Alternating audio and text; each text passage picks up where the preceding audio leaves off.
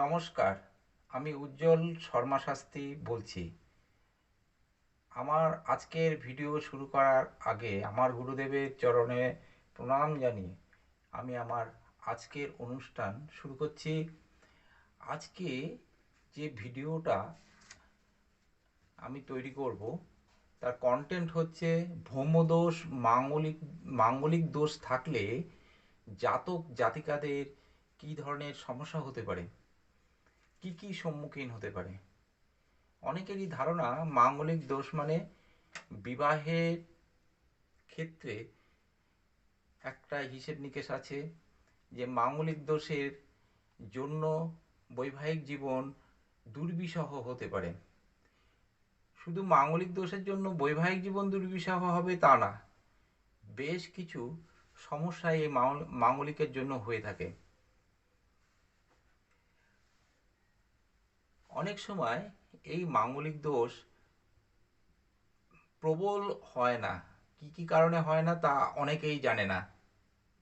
সবার একটা ধারণা ভৌমদোষ লগ্ন, চতুর্থ, সপ্তম, অষ্টম, দ্বাদশ স্থানে থাকলেই মাঙ্গলিক হয়, কিন্তু তা নয়।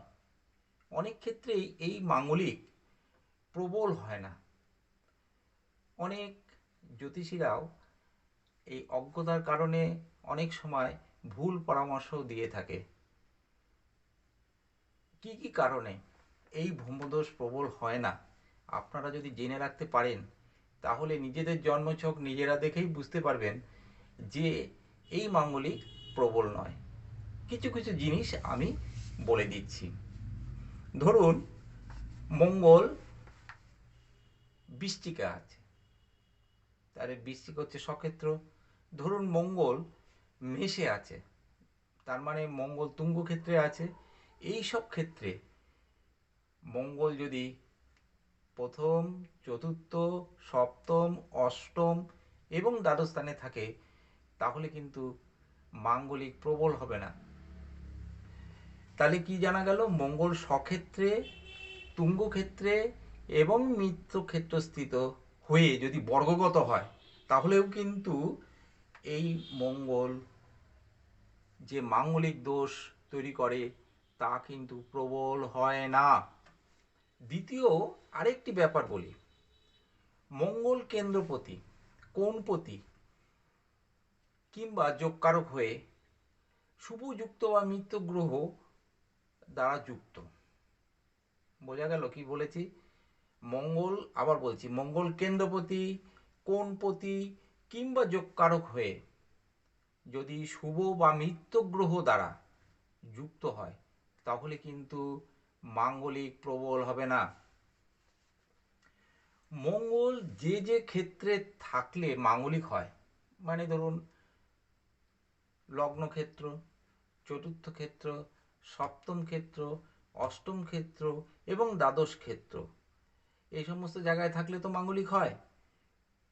তাহলে দেখা গেল এরকম হতে পারে, সেক্ষেত্রে মাঙ্গলিক প্রবল হবে না। যদি মঙ্গল এই কোনো স্থানে থেকে মাঙ্গলিক তৈরি করেছে, কিন্তু অন্য যে সমস্ত ক্ষেত্রে মঙ্গল থাকলে মাঙ্গলিক হয় তার কোনো একটাতে যদি শনি বা রাহু থাকে, তাহলে কিন্তু মাঙ্গলিক প্রবল হবে না। দেখা গেল সপ্তমে মঙ্গল আছে কিন্তু অষ্টমে শনি আছে, বা অষ্টমে মঙ্গল আছে সপ্তমে শনি আছে, দ্বাদশে মঙ্গল আছে লগ্নে শনি আছে, এই সমস্ত ক্ষেত্রে কিন্তু ভৌমদোষ কুফল, মানে ব্রহ্মদোষ নিয়ে ভয় নেই। মারাত্মক ফল দেবে না, মানে কুফল ফলবে না, কারণ একে অপরের দ্বাদশে আছে। আরও একটা আরও একটা ব্যাপার আমি বলছি। ধরুন লগ্ন বা চতুর্থে মঙ্গল আছে, তাহলে লগ্নের চতুর্থে যদি, ভালো করে বুঝবেন, লগ্নের চতুর্থে যদি মঙ্গল থাকে, লগ্ন এবং চতুর্থে যদি মঙ্গল থাকে, তাহলে তো মাঙ্গলিক হয়। তা সেই ক্ষেত্রে যদি লগ্নে মঙ্গল থাকে, চতুর্থে শনি থাকে, আবার চতুর্থে মঙ্গল থাকে, এই, হ্যাঁ, চতুর্থে মঙ্গল থাকলে দেখা গেল ওই মঙ্গলের চতুর্থে, ওই মঙ্গলের চতুর্থে যদি শনি থাকে তাহলে মাঙ্গলিক দোষ প্রবল হবে না। আবার আরেকটা জিনিস আছে, ধরুন কোনো জাতকের মাঙ্গলিক আছে, তাহলে বিয়েটা কিন্তু ওই মাঙ্গলিক যুক্ত জাতিকার সঙ্গেই দিতে হবে। তাহলে কি হবে, বিষে বিষে বিষক্ষয় হয়ে যাবে, ভৌমদশ অত প্রবল হবে না। ধরুন যদি দেখা যাচ্ছে লগ্নে মঙ্গল আছে, লগ্নে মঙ্গল আছে, সে কিন্তু যথেষ্ট সাহসী হয়, এ একটা ভালো দিক, কিন্তু ভীষণ উগ্র হয়, আরও মানে সে খুব অ্যাক্টিভ হয়, কিন্তু তার দাঁতের রোগ হয়, ভ্রমণ প্রিয় হয়, তারপরে মাথায় আঘাত লাগতে পারে কিন্তু এই লগ্নে মঙ্গল থাকলে, তাহলে মাঙ্গলিক হচ্ছে। অনেক সময় এই মঙ্গল অ্যাক্সিডেন্টও ঘটিয়ে থাকে। তাহলে দেখুন, মঙ্গল যে শুধু বৈবাহিক জীবনের ক্ষেত্রে অশুভ ফল নিয়ে আসে তা নয়, আরও অনেকগুলো ব্যাপার ঘটিয়ে থাকে এই অশুভ মঙ্গল। সুতরাং মঙ্গলের এই মানে মাঙ্গলিক দোষগুলোর অবশ্যই প্রতিকার করার প্রয়োজন আছে।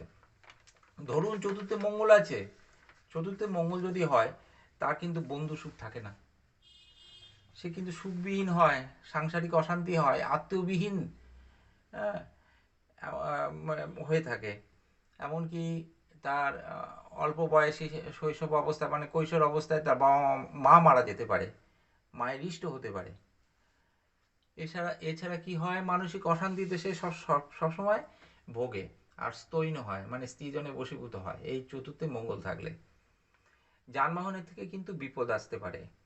আর ওই মাঙ্গলিক কিন্তু মানে সাংসারিক জীবনে অশান্তি, পারিবারিক জীবনে অশান্তি, সে তো বলাই, সবাই বলে যে মাঙ্গলিক দোষ থাকলে পারিবারিক জীবনে সাংসারিক জীবনে অশান্তি আনতে পারে।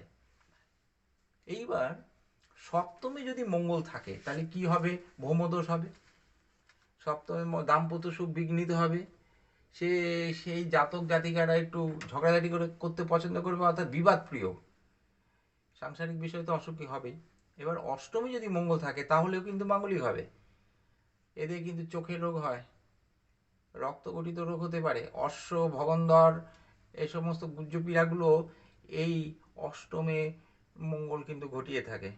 আয়ের থেকে ব্যয় বেশি করে দেবে, ওইদিকে সাংসারিক জীবনে অশান্তি হবে। হুম, তাহলে এমনকি অষ্টমে মঙ্গল থাকলে শুধু যে মাঙ্গলিক দোষে দুষ্ট হবে এবং সাংসারিক জীবনে অশান্তি করবে তা নয়, অ্যাক্সিডেন্ট ঘটিয়ে দিতে পারে, আগুনের থেকে বিপদ হতে পারে, যানবাহনের থেকে বিপদ হতে পারে। এতগুলো সমস্যা কিন্তু এই অষ্টমে মঙ্গল নিয়ে আসে। তাহলে এই অষ্টমে মঙ্গলের মাঙ্গলিক অতি দোষটা খুব মারাত্মকই হয়, এর প্রতিকার বিধান অতি অবশ্যই করা প্রয়োজন। এছাড়া দ্বাদশে মঙ্গল থাকলে কিন্তু মাঙ্গলিক হয়ে থাকে। এই জাতক জাতিকাদের পায়ে কিন্তু রোগ হয়, পায়ে রোগ হবে, এদের কিন্তু বিভিন্ন আইন বিরুদ্ধ কাজ করে পুলিশি ঝামেলায় পড়তে পারে, এমনকি তারা গ্রেপ্তার পর্যন্ত হয়ে যেতে পারে, অর্থনাশ হতে পারে, ঋণগ্রস্ত হতে পারে এই দ্বাদশে মঙ্গল যদি থাকে।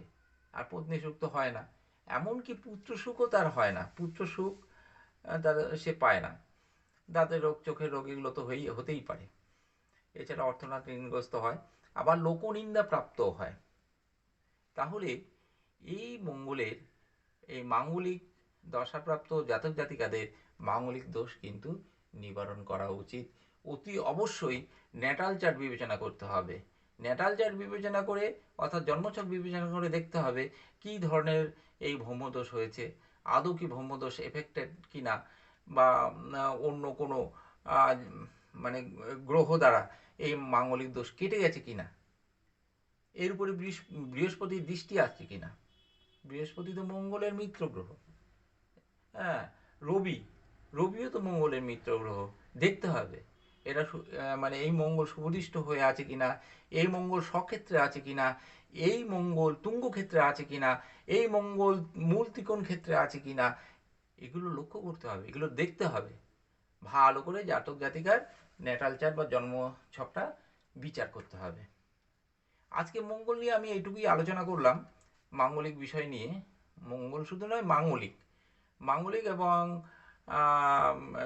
তনু স্থান, অর্থাৎ লগ্নে, চতুর্থ স্থানে, সপ্তম স্থানে, অষ্টম স্থানে এবং দ্বাদশ স্থানে মঙ্গল থাকলে যে মাঙ্গলিক হয় সে কি কি ফল দিতে পারে, এবং সেগুলো তো অধিকাংশই খারাপ। এই মাঙ্গলিকের কিন্তু প্রতিকার বিধান আপনারা অতি অবশ্যই করবেন, তাহলে সুস্থ সুন্দরভাবে থাকতে পারবেন। আমার এখানে একবার আসতে পারেন, আমার দ্বারা প্রতিকার বিধান নিতে পারেন। আমি নানান ধরনের কবচ করে থাকি, মাঙ্গলিক দোষ নিবারণ কবচও করে থাকি। অতি অবশ্যই আমার কাছ থেকে ভালো ফল প্রাপ্ত হবেন, অনেকেই পেয়েছেন, আশা করি আপনাদেরও দিতে পারবো। আজকে অনুষ্ঠান আর দীর্ঘায়িত করব না।